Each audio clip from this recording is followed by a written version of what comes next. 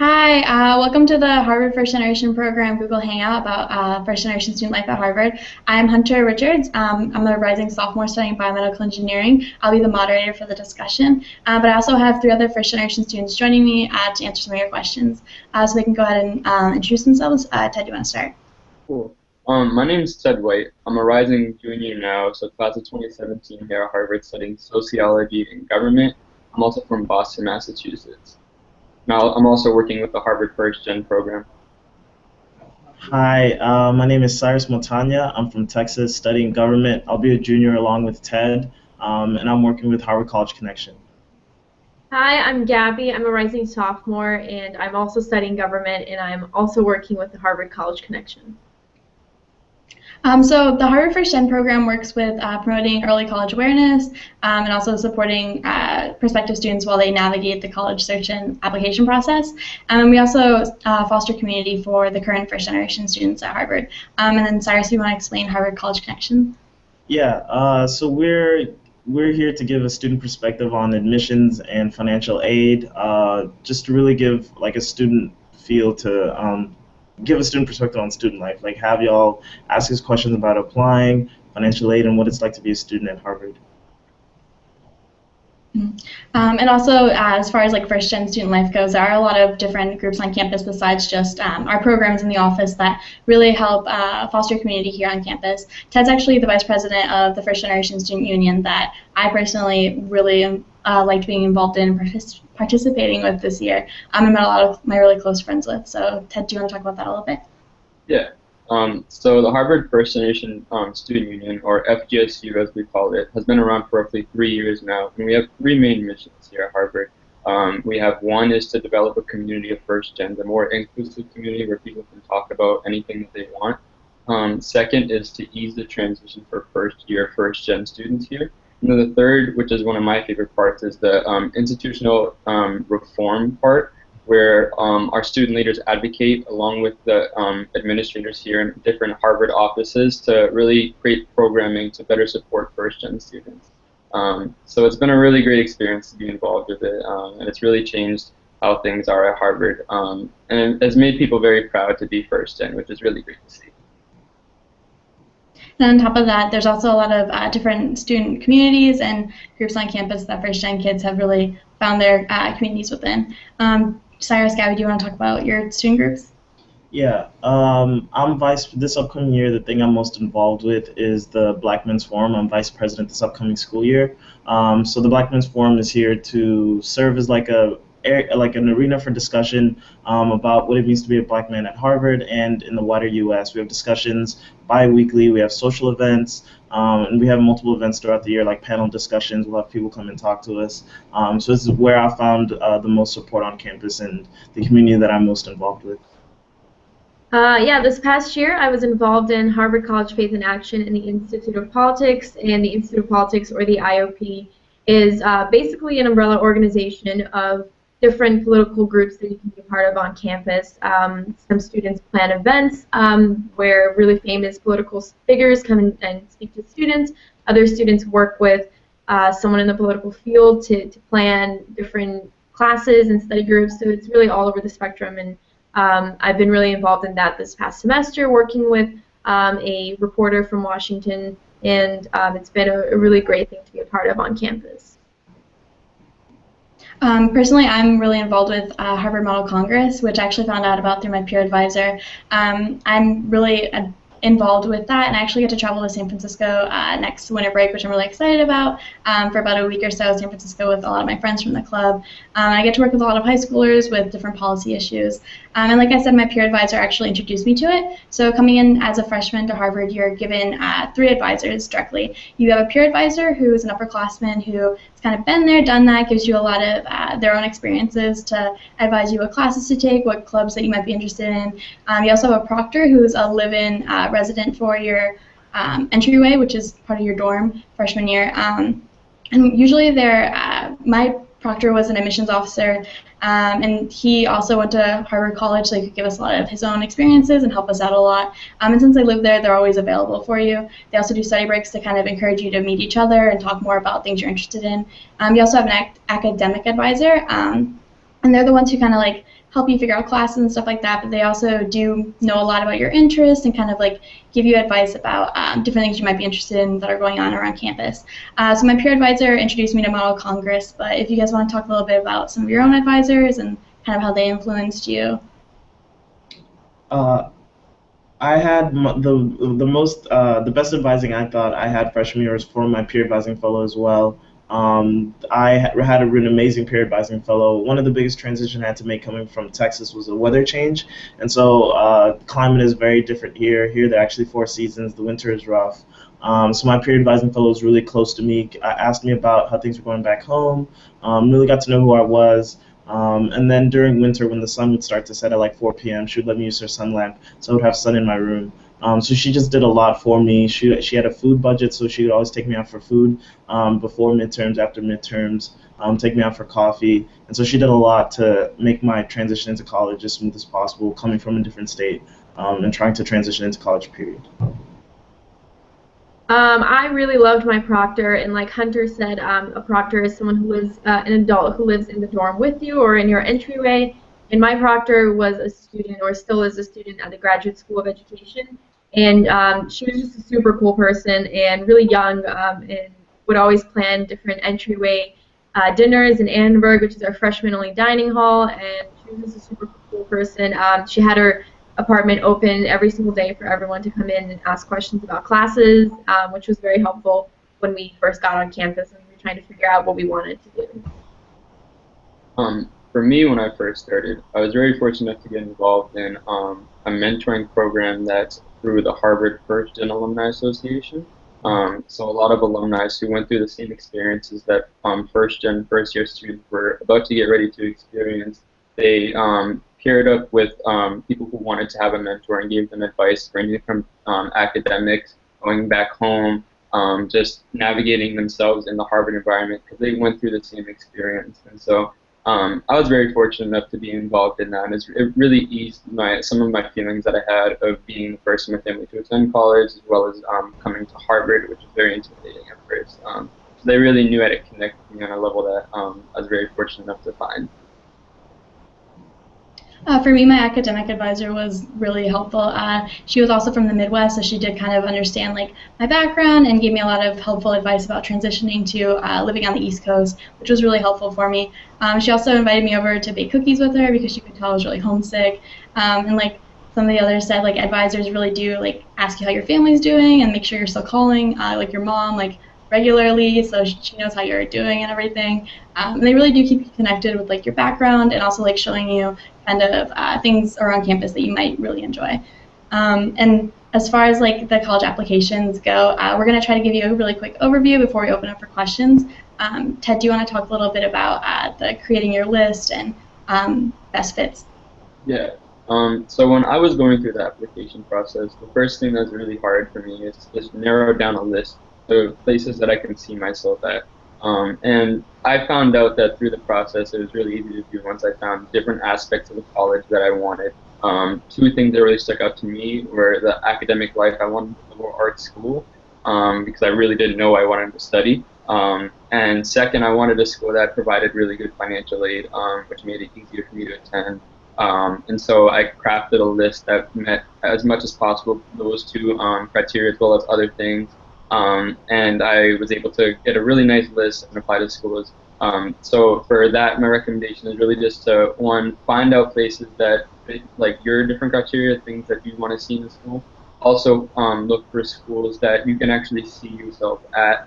And third, really don't hold yourself back because anything is possible when you're applying to college. So if you want to apply to a place like Harvard, do it. Nobody's stopping you. And as far as applications themselves go, Harvard's application is actually available through the Common App, the Common application, and that actually doesn't open until August 1st. But when that opens, a lot of the college applications that you might be applying to, those will actually be available to you through the Common App, and it's all one central place that you can kind of fill out and use over and over with all the basic information, and then you kind of fill out supplements from there. You also have your standardized testing, and you send those scores into individual schools themselves.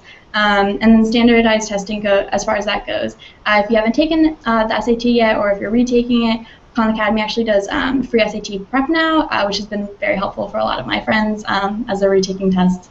And also, as far as like the testing goes, you send those into the school separately. So if you have SAT tests or ACT tests, you have to send in at least an SAT or an ACT score for most colleges.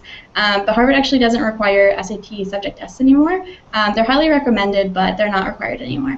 And then as far as financial aid and scholarships go, that is something to kind of consider when you're applying to colleges. Cyrus, do you want to talk a little bit about that? Yeah, so the financial aid here at Harvard is amazing.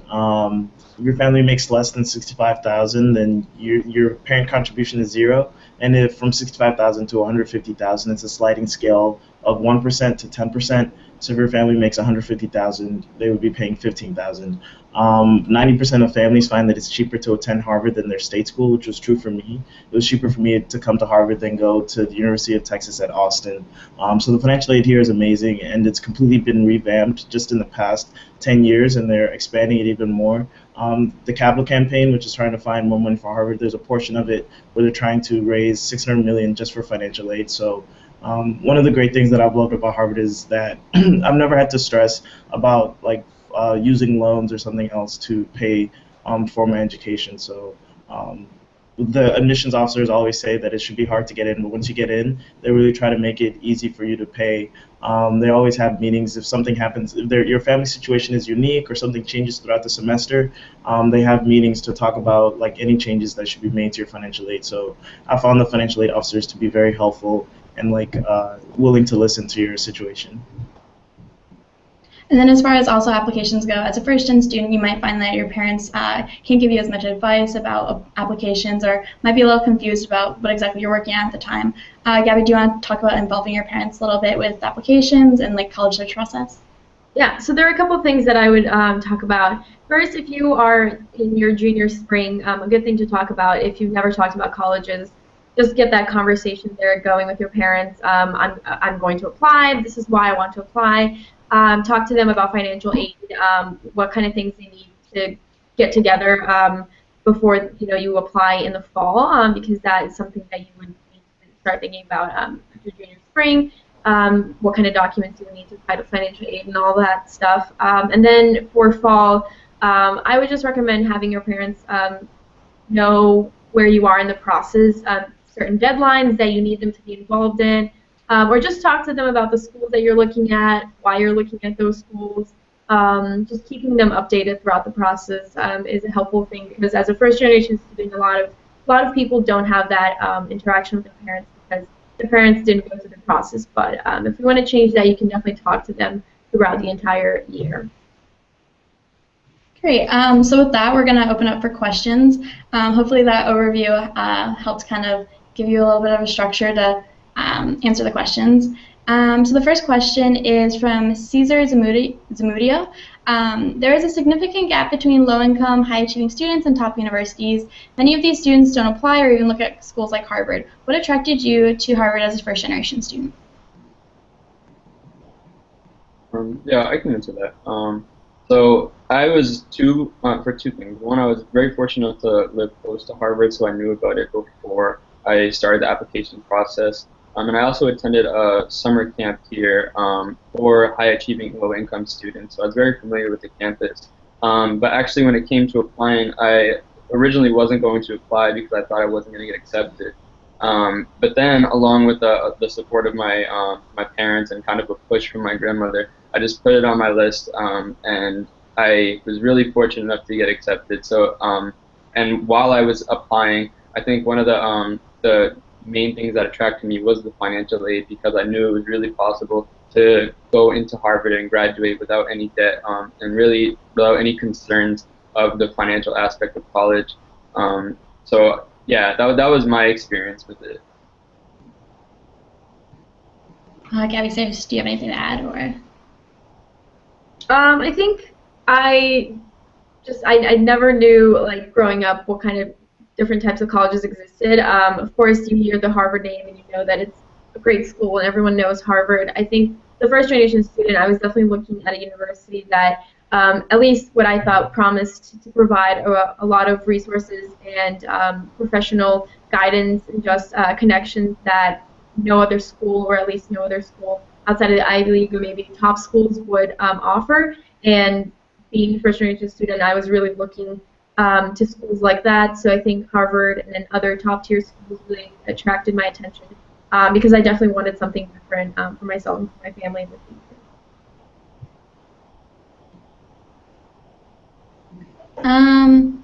So for me, it was also a lot of financial aid. I knew that Harvard was really supportive with financial aid, and finding out about the advising program that Harvard has and how supportive it is, I felt really comfortable coming into the environment here because I knew that I'd have a lot of people who were supporting me and really had my back and best interests at heart. And I've had a lot of really great experiences since being here, so I'm really happy to say I was right about that, and how active my advisors are and kind of being involved in making sure I'm finding out about things going on campus. And they also knew I was first generation, so they definitely could kind of help me out more there and making sure I had kind of that networking and those connections once I got here, which was really helpful. Great. Next question. So the next question is from Joey Nozek. In receiving many college letters, I came to believe that liberal arts college meant bad college. Then I started to hear Ivy League schools call themselves liberal arts. Anyways, what exactly does liberal arts mean? Anyone want to take that? Yeah. So liberal arts in the Harvard sense means that they want you to know a lot about something and a little bit about everything. So the a lot about something is your concentration, what Harvard calls your major, and so that's your focus, like the area, the field that you like focus on. So for example, my concentration is government, so I'll take a majority of my classes or a lot of my classes in government. But at the same time, the liberal arts part comes from the general education program. So that means you'll take a lot of different classes in 8 fields, and those range from culture and belief, aesthetic and interpretive understanding, U.S. and the world, science of the living system. So it's different topic areas, and you have to take at least one class in each of those topic areas in order to graduate. So the liberal arts comes from like having to take classes in all these different fields to supplement what your concentration or what your area of study is. So, for example, one of the general education requirements is ethical reasoning. And so the cool thing about the gen ed program is that you can take classes that are traditional in that sense or like non-traditional. You can really tailor it to your own interests. So ethical reasoning, there are so many different there are over 20 to 40 courses that fulfill each of the gen ed requirements. So for ethical reasoning, I decided to take ethical reasoning 18, which focuses on Chinese philosophy. And so I was really interested in Sino-American relations and U.S.-China relations. So I decided to take my ethical reasoning course on Chinese philosophy just to get a better understanding of the country and Chinese philosophers in the past and how it affects present-day China. So you have a lot of leeway with choosing the courses you take for gen ed. But liberal arts just means you take different courses that are required to graduate on top of the many courses you take in your area of study. Does anyone else want to add something? Yeah, I would add. I think that my experience here at Harvard with the gen ed, which is like the liberal arts part of Harvard, has been a really great experience because it's made my study of sociology and government more interdisciplinary than I was expecting. I came into college very narrow-minded, like I want to study politics in some way, shape, or form. I didn't want to take any science classes, but when I saw that I had to take the gen ed courses, I was a little bit bummed about it, but then when I took some, I realized that there are some political aspects of it. So I'm really interested in, say, like urban politics. When I took a class called Nutrition and Global Health, there were some aspects of public health in cities or in across the world that can really connect back to my area of study. So it just really made my my concentration more well-rounded and more applicable to things that weren't really necessarily sociology or government. So jumping off that, the next question is from Austin Stiefelmeyer. His question is, I'm an engineering student that wants a liberal arts college experience. How does Harvard combine these? So I'm a biomedical engineer, and I don't get as often of engineering questions directly to me, so I really like answering these ones also. So for Harvard, I really did enjoy the fact that they combined the liberal arts college experience and all those classes with engineering. So because we do have general education requirements, I'm still taking philosophy classes and culture and belief classes. But I also find a way to kind of like intersect those. So for culture and belief, I did gender and science, so I kind of got to study science and self, and also like kind of like the roles of different groups within science and underrepresented groups that have been active in science throughout the years. So that was really interesting to me, kind of like seeing how engineering like fits into a bigger picture besides just like hardcore science and math that I'm doing in classroom and like lab assignments and things like that. But it's because we do have the general education requirements, we do kind of get out of the whole like engineering bubble. And when you apply to Harvard, you do apply to Harvard as a whole. So you're applying to Harvard College and not the School of Engineering and Applied Sciences. So you do get to take pretty much whatever class that you're still interested in, which I really enjoyed. There's also, since I am first generation, I didn't really have as many engineering mentors to kind of guide me and like give me advice about internships or classes to take. But my peer advisor was also, she had dabbled with engineering for a minute, and so she knew a lot about engineering, and she could give me a lot of really great advice. I also had an engineering mentor, which is an upperclassman who participates in this one student group, and they had like field days, so we all got really like used to each other and like met each other and could like go to each other for advice. And also my academic advisor put me in touch with some scientists that I could ask advice from and kind of hear about their experiences and kind of how they became the engineers and scientists that they are today. So they definitely kind of made sure that I was in contact with all of those people. So even though I might not have necessarily had that network coming into college, I definitely kind of established myself once I got here with engineering, which was very helpful. And also, a lot of people do kind of change their concentrations once they get here. You actually don't have to declare until sophomore fall, so there's still plenty of time to figure that out as you go. And the general education requirements help that too. So I actually have a friend who came in pre-med, but then decided that she was really interested in folk tales and fairy literature, or fairy tales and folk literature. So honestly, you can kind of find out through those general education requirements that maybe engineering isn't what you want to do, or you could find out that engineering is what you want to do. So it's kind of like that overlap that I really appreciated. Yeah. So next question. As a first generation student, your home community is probably not, oh no.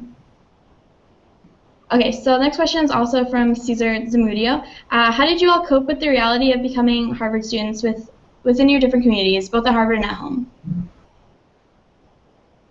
I think for me, it was a really exciting thing to get in. I was the first in my family. I was the first, or at least one of the very few in my town or community to have been accepted to Harvard. So one other student from a previous year was accepted, so it was the only one in my year. So it was a pretty big deal. A lot of people talked to me about it. I don't necessarily know if it changed me in how I interacted with people, but I think eventually when you get to campus, or maybe at any college that you attend, you know, there are a lot of things that you learn and that you experience, and then when you go home after a year during winter break, it's really fun to talk about those experiences and how Harvard or maybe another college affected you. But personally, I didn't feel like it caused a lot of difference in how I coped or interacted with communities at home and then at Harvard. Ted, Cyrus, do you have anything to add? For me, it was definitely my sister. My sister is 2 years older than me. So she went to University of Butler University in Indiana. But my mom was she was excited for her. Was also extremely excited for me when I got accepted to Harvard and a couple other schools, and finally deciding to come here. I always knew that it wasn't just for me. Like in coming here or in going to college, it wasn't just for me. It was always like my mom and my dad put in a lot of work and like in raising us and like doing all the things that they did in order to ensure that, you know, I always had resources available to me in like being able to do extracurricular activities after school, or like run track after school and having them come pick me up, and just all of the resources that they provided for me that allowed me to get ready to apply and apply, made me think that in getting accepted, it wasn't just for me, it was also for my family, and they never let me forget, so I won't be forgetting anytime soon. For me, it was both a great experience, but also a kind of weird experience to deal with. Not weird in a bad way. It's just that I never really pictured myself getting accepted to Harvard. And so when I got my acceptance letter, a lot of people in my community, both in school and at home, My name quickly became associated with Harvard in their eyes because I was the first in the community to get accepted to an Ivy League, let alone Harvard. But that ended up being a great thing to me because seeing the happiness that it came in, it really showed the culmination of both my hard work during my high school career, but also the resources that people gave me, and a lot of sacrifices that my parents gave me. So as Cyrus mentioned, I knew it wasn't just for me. It was not only for my family, but also for my community back home. And so that made it all like a really amazing experience, and I feel very blessed to have it. For me, there was definitely a lot of support from my family when I was applying to college. So definitely, I was working a lot more with my community when I went back. I did notice that there were some differences just in general with coming to a different college atmosphere than I originally had kind of been exposed to before from different friends. But once I did get to Harvard, I was homesick for a while, to be honest. That just comes naturally when you're away from home. Since I'm coming from Michigan, it's I think 800 or so miles, so it was kind of intimidating at first. But I found a family here at Harvard. I was in candidate F entryway, and we used to say F is for family because I did find a lot of support there from roommates. And also, even though my roommates and the girls on my floor might not have been first generation, we definitely shared a lot of our experiences and learned from each other a lot too, I think. And I think that Harvard does have such a really diverse population that you do kind of learn about a lot of different backgrounds that maybe you can't directly relate to, but it definitely does kind of add to the student body, and everyone kind of brings in their own experiences. And I'm definitely very proud of being first generation here, and I think that's really come with settling into the community here at Harvard and the First Generation Student Union, and kind of finding ways to tie back home into my experience here at Harvard. Yeah. So the next question comes from Kevin Ponce. As a first-gen student, what parts of the application process did you have most trouble with, and how did you manage to complete it? I think for me, probably the essay, because, well, I have two parts to this. One, the essay, because it was just me talking to an admissions officer, and can be kind of intimidating, and I had really no idea what to write about or what to say about my life as a first-generation student. But eventually, through a lot of talking to people and parents, I kind of got to an essay topic eventually. And then the second part that is sort of related to the application process is the financial aid aspect. I had literally no idea how to do it, and my parents had not done it before, so it was kind of scary, but I was very involved in different community groups at home and online through different things that I did during my time in high school, and a lot of students helped each other in how to do these things, and that was really helpful to kind of figure out how I get financial aid and how I apply for that.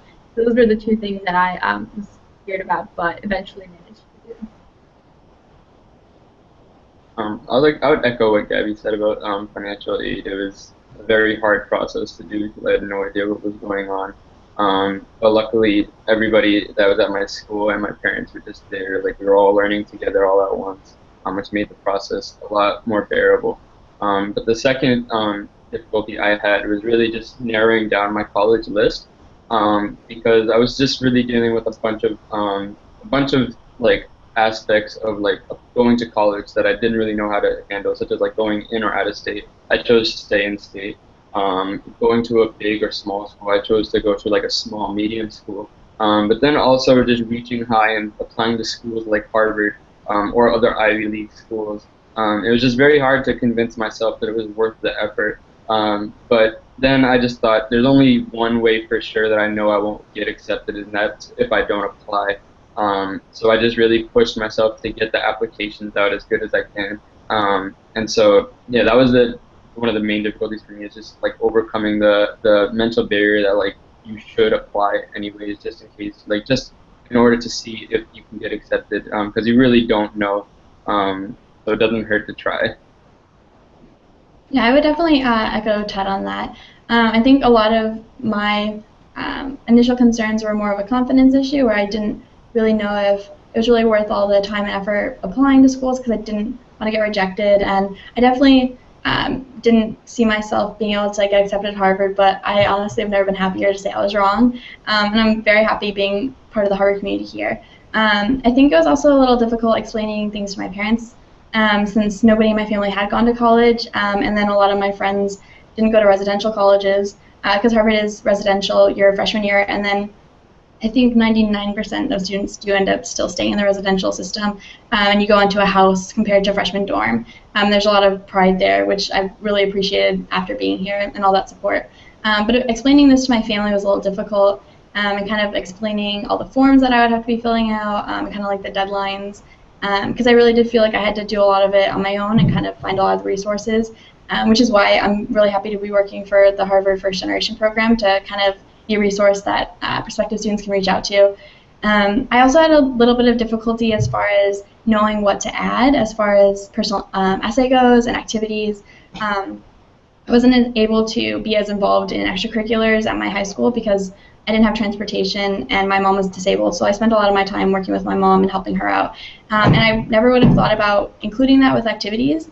I ended up being advised to mention that because it is something that I spent a lot of my time with, and that admissions officers really are trying to figure out how you spend your time, what kind of things you're passionate about, and also how you're influencing others. And that's kind of a great tip that I would say, is including all this in the activity list, and also additional information, because those are things that are influencing who you are and how you work with others and are going to fit into the community here. That's kind of like what they're trying to get out of the application itself. Cyrus, do you have anything to add? Yeah, I think just reiterating what you guys have said, just mostly feeling like I was doing most of it on my own. So, like the advice I would give to anyone applying now, either as a first-gen student or low-income, or just not having the same familial support that other students have, is to really make the effort to reach out to not necessarily just your parents, but also either someone you know in your high school that has gotten accepted to college, or someone in your religious organization, or wherever else you're involved.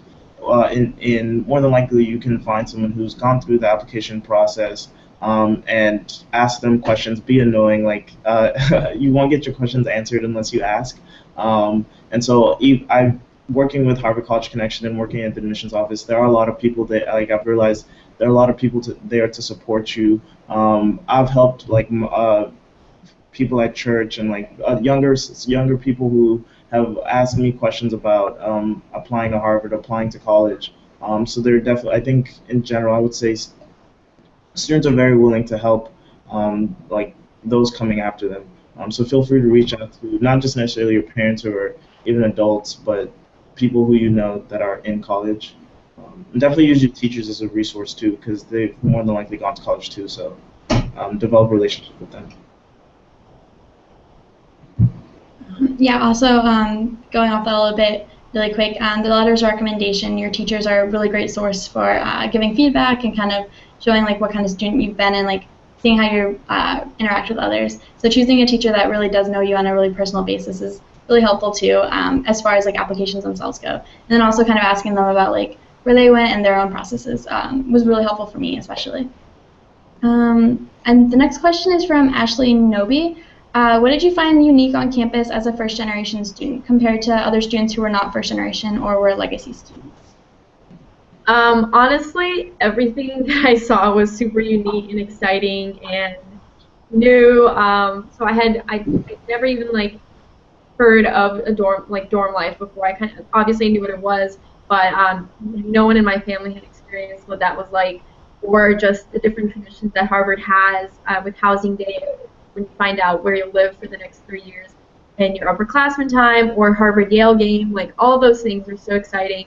And to get to experience that on my own without kind of my parents telling me, oh, this is what you should expect, this is what farm life is like, was really, really fun. And I kind of just made my own legacy doing my first year here at Harvard pretty much with no other preconception of it. So all of that was really exciting. And as a first-generation student, college is just really fun and awesome to experience on your own.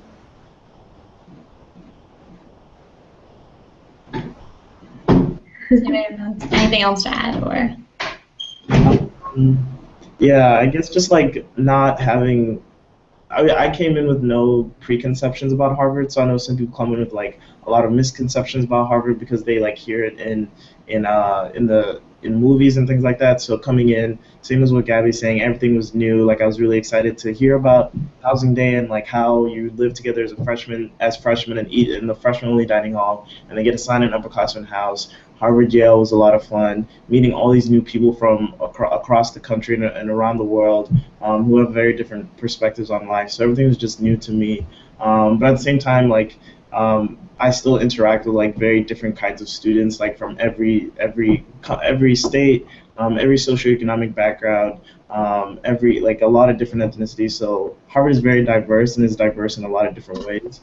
And so one of the things I've really enjoyed in my college experience is being able to experience such great diversity. I talked to someone who graduated in this previous class, in the 2015 class, and he told me that one of the things he really misses about Harvard is how diverse it is. Because when you come here, these are the 4 years where you'll probably be in the most diverse place like in the world. For me, I feel like the academic lens at Harvard was very unique to me because, one, I didn't really know half of, or maybe even more than half of the fields of study we can have here at Harvard. Like, I'm studying sociology now, and I had no idea what sociology was when I first came in. And once I first found out about it, I was like, wow, this is awesome. And the second aspect of it is like the smaller seminars and the section component of the academic field of Harvard, where it's really the students like leading discussions, getting really involved in this really cool work. I never experienced that in high school, and so it was really nice to just get more hands-on and more involved in my academic life. So that was really exciting for me. Yeah, I think also kind of jumping off that, it was a little bit different for me, not knowing as many other people here, or like having my family. I had to explain a lot of things to them a bit more since they didn't really understand what office hours were, which is kind of just like that one-on-one time you get with your professors, and usually they just invite you in to like talk about things, and I was kind of intimidated to talk to professors themselves. But then I realized that they actually have great personalities, and they really are just kind of trying to get to know you a little bit more too. I think it was my first couple months here, I finally ended up going to speak with a professor, and they were so nice, and they just really wanted to hear about my interests. And it turned out that actually one of my teaching advisors was actually first generation also, so we definitely related a lot of our experiences together, which was really helpful. And I really learned how to kind of reach out to professors more. And I think my, again, advisors helped me a lot with realizing that, but also like seeing so many different people from so many different backgrounds, you really do kind of learn from each other a lot, I think. And I think we all kind of contribute a lot to the community here at Harvard, so we definitely do make it a better place for all of us, and bringing in all of our own experiences, which I think has been very helpful. So we're actually out of time for questions, but if you have any other ones, we would love to help you. So you can contact the Harvard First Gen program at harvardfirstgenprogram@gmail.com. You can also reach out to Gabby and Cyrus at Harvard College Connection at harvardconnection@g.harvard.edu. Oh, it's Harvard Connection at g.harvard.edu. Is that what it? Yeah. So you can reach out to either of us. We also have the Undergraduate Minority Recruitment Program in the office and the Harvard Financial Aid Initiative, which are all very happy to answer any questions that you have. Thank you for joining us. And we're really happy that we got to answer a lot of your questions. And again, like if you have any more, please feel free to reach out to us.